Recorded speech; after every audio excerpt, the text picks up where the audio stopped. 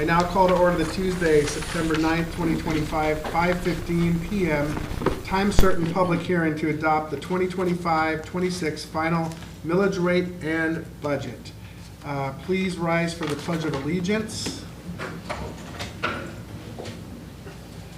I pledge allegiance to the flag of the United States of America and to the republic for which it stands, one nation, under God, indivisible, with liberty and justice for all. Please be seated. Okay, we will move on to roll call. Lauren Ramirez, present. Janie, Ruddy, present. Derek Barrs, present. Christy, Chong. Will Furry, present. LaShakia. Okay, so we're going to move with our first agenda item 2.01, summary of 2024 final millage rate. Welcome, Ms. Mormack. At this time, we will have a presentation on the final budget and millage presented by Ms. Patty Wormack. Good evening, Chairman Furry, board members, and Superintendent Moore. At this time, I will do a presentation on the 25-26 final millage and budget. For just for transparency for the public, this is the third time that we are having this meeting in the past 2 months. So I'm going to just briefly do an overview, as all of this information is available in more detail in the 2 meetings we had in July, the most recent one being July 29th at 5:15 p.m. for the tentative millage and budget. So at 2.01, this presentation, again, a mirror presentation of what we did in July twice. I'll briefly go through. The general fund, as you know, is our main operating fund. At the top, items to note is the state sources. We have broken out the family empowerment scholarships versus the FEFP, so it's very transparent what portion of our state revenues are funded by the FEFP versus the scholarships. As you can see, our fund balance projected at the end of 25-26 is about $7.6 million. Our ending fund balance projected at the end of the most recent fiscal year, 24-25, was projected at $9 million. Just a reminder, the budget is a very fluid document. As we finalize the annual financial report, we will bring you the final numbers, which will exceed that $9 million, and that will be presented in a couple weeks to you. On the next page, this is just a summary of the Family Empowerment Scholarship and the impact on our school district. As you recall, in 2020, legislation changed the rules of scholarships, and you can see the drastically increasing impact on Flagler School District. This is just not a Flagler district impact, this is a statewide impact of these scholarship funds. For 25-26, the projected amount which is given to us by DOE is 1,926 students and $17 million of scholarships. The next page is the Special Revenue Fund. These are our grant funds. The first column is the Food Service Fund. As you can see, we are predicting that they have a level balanced budget. They will start the year where they ended up with their fund balance, which is 0. The Federal Fund in the second column, this is all of our federal grants. We no longer have any of the ESSER or ARP grants. Those have all finalized last September. So this is strictly the main ones that make up this. The vast majority is the IDEA and the Title I. Title I grants. The next page is our debt service fund. First column is our revenue bond fund. We have consistent payments out of that. That was from our 1998 revenue bonds. The second column is our COPS. This is our biggest debt. This is from, it originated back in 2005 when we built Rimfire and Matanzas. It was refunded in 2014 and now refunded again in 2024. So this is our annual debt service payment, principal and interest. A portion of this debt service payment does come from the impact fees, which you'll see in a separate slide, as the impact fees are allowed to be used for debt service if it is to expand student stations. And the third column is our equipment lease. This was taken out 2 years ago to fund 14 buses, so we can keep on track with our inventory of buses and don't get behind. The prices of buses have drastically increased, and it is very difficult to maintain purchasing 10 buses like we had a goal of years ago. The next page is our capital project fund. The first column is PICO. As you are aware, all of these funds, we are just a pass-through for the charter school. All of these funds go straight to the charter school.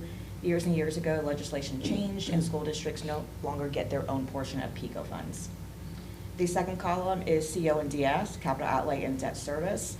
This is, has actually increased probably about 25, 30,000 each year. We can spend these funds similar to our 1.5 mil on renovation projects, which Mr. Bush plans for every single year. Those funds are spent out in full.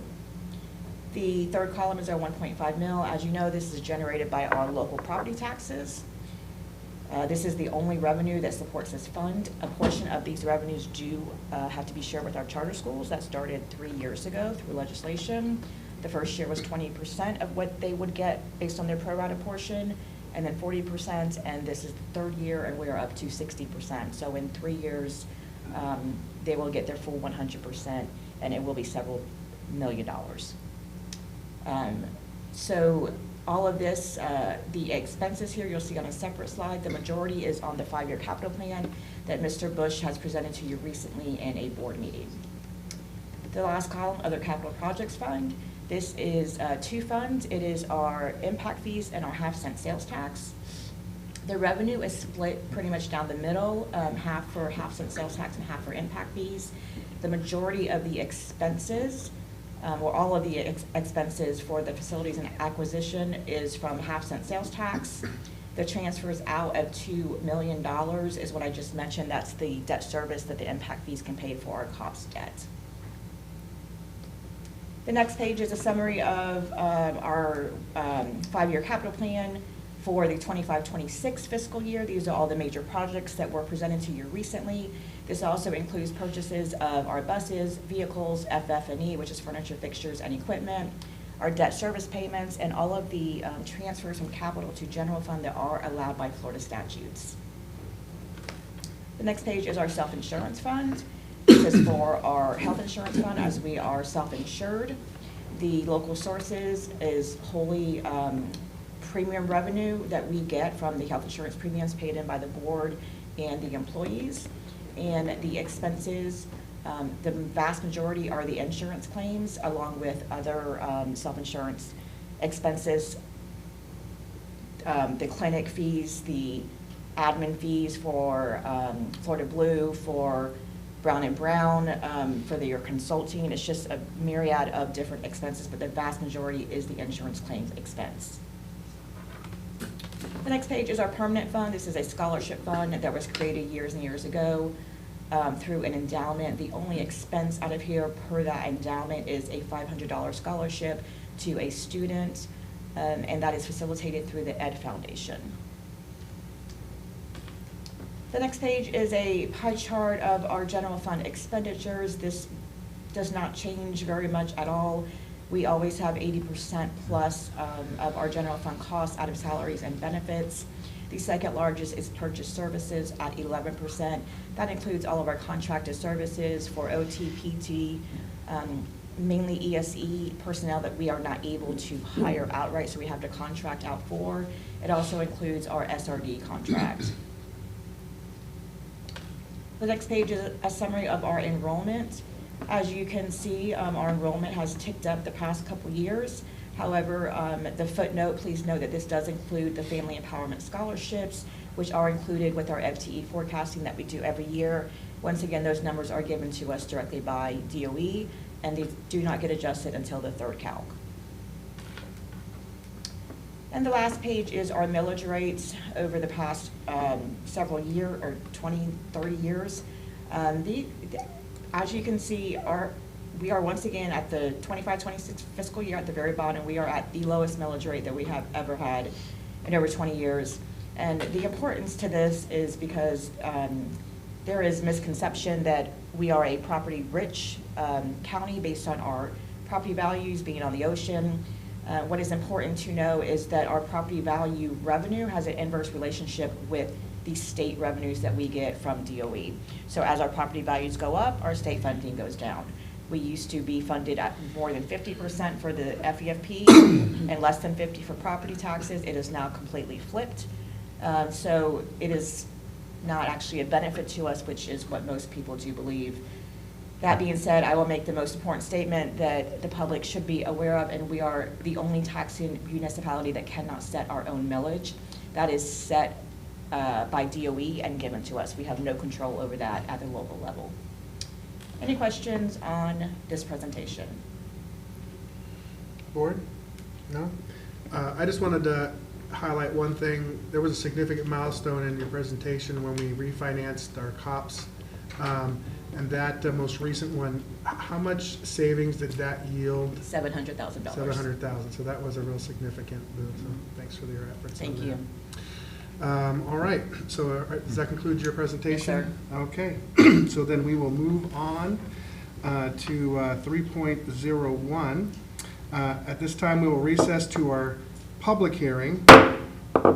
Now, before we begin the public hearing, I'll need a motion to adopt the agenda on the public hearing approval. Motion to approve. Okay, I have a motion by Mr. Bars. Second. Second by Ms. Chong. All in favor? Aye. Aye. Aye. The passes unanimously.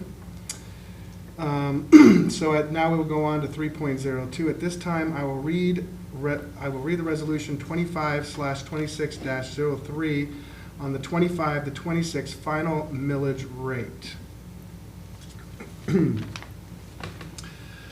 Florida Department of Education Resolution 25/26-03 determining revenues and millages levy. Resolution of the District School Board of Flagler County, Florida, determining the amount of revenues to be produced and the millage to be levied for the general fund, for the district's local capital improvement fund, and the district debt service fund for this fiscal year beginning July 1st, 2025 and ending June 30th, 2026.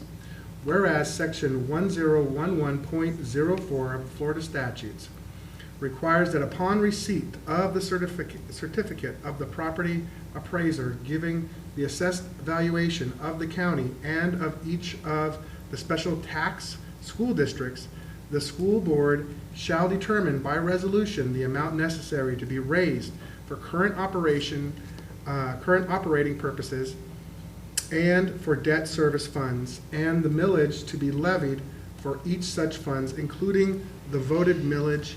And whereas 1011.71 Florida statute provides for the amount necessary to be raised for local capital improvements outlay and the millage to be levied. And whereas the certificate of the property appraiser has been received, therefore be it resolved by the district school board that the amount necessary to be raised as shown by the official adopted budget and the millages necessary to be levied for each school fund of the district for the fiscal year are as follows.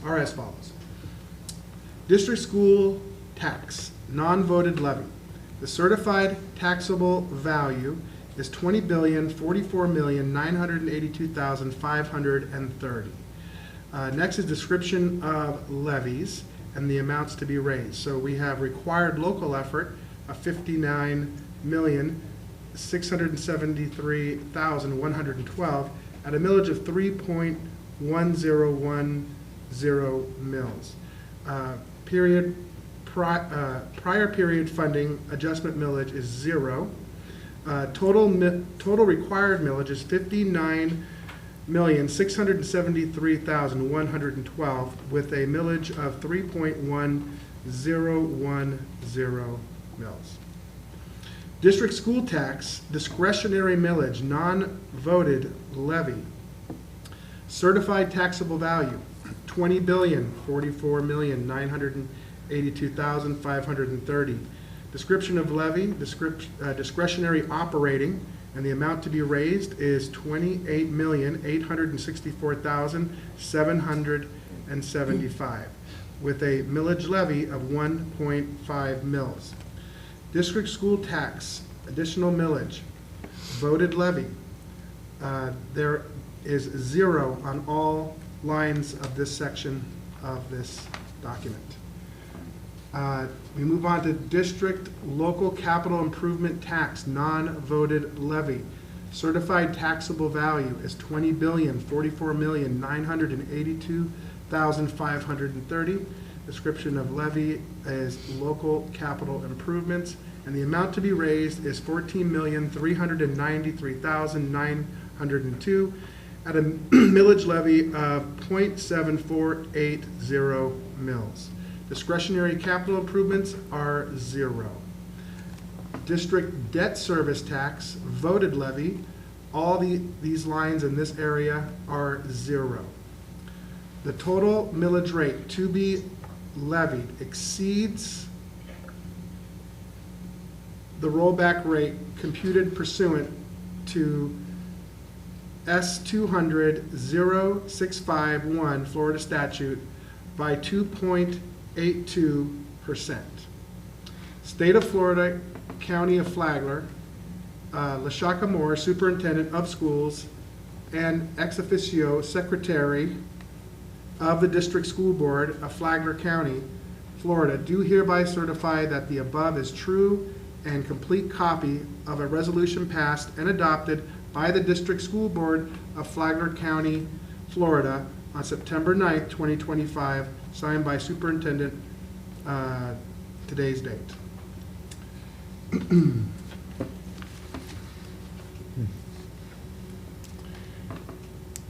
Now we'll move on to 3.03. At this time, I will read Resolution 25/26-04 on the 25-26 final budget. Resolution number 25/26-04. A resolution of the Flagler County School Board adopting the final budget for fiscal year 2025 to 2026.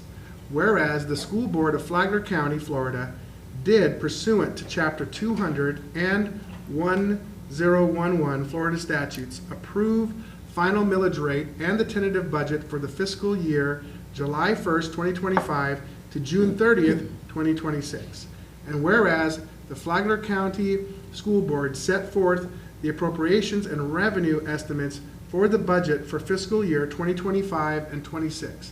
And whereas, as the public hearing and in full compliance with Chapter 200 Florida statutes, the Flagler County School Board adopted the final millage rate and the budget in the amount of $338,224,969 for fiscal year 2025 to 2026.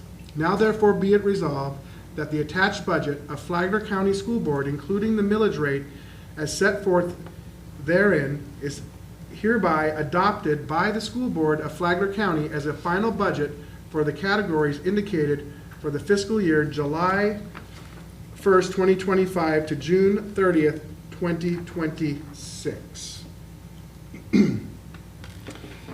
Now that the resolutions have been read, I will now open the floor to public comment. Do we have any public comment? There are no public comments. Okay, so we will close public comment and we will move on to 5.01. At this time, we will close the public hearing and move on to the agenda item 6.01 to reconvene to public session.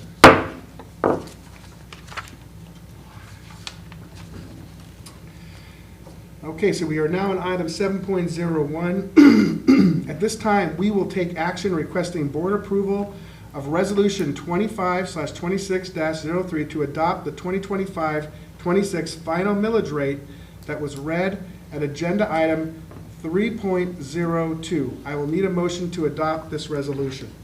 Move approval. Okay, I have a motion by Ms. Chong, Second. second by Ms. Ramirez. All in favor? Aye. Aye. That passes unanimously.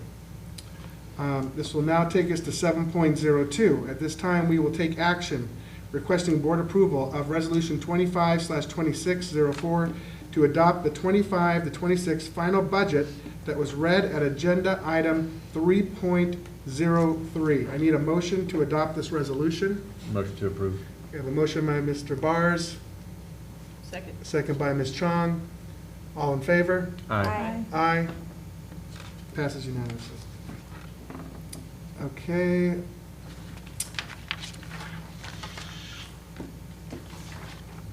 Okay, so now that now moves us on to public comment. Do we have anyone signed up for public comment? There are no public comments. Okay, so we'll close public comment. Do board members have any comments regarding today's hearing? Okay, hearing none, we will move forward to closing comments. Does anybody have any closing comments they'd like to make before we close this up? I just have one for the record, and when I signed in, I apologize, I was having difficulty, but for roll call, just make sure you put that I was in attendance for Moist Sorota. Thank you for speaking that into the record. And so no closing comments. Superintendent Moore, any closing comments? All right. Happy 21st day of school. Okay. This meeting is adjourned. Thank you.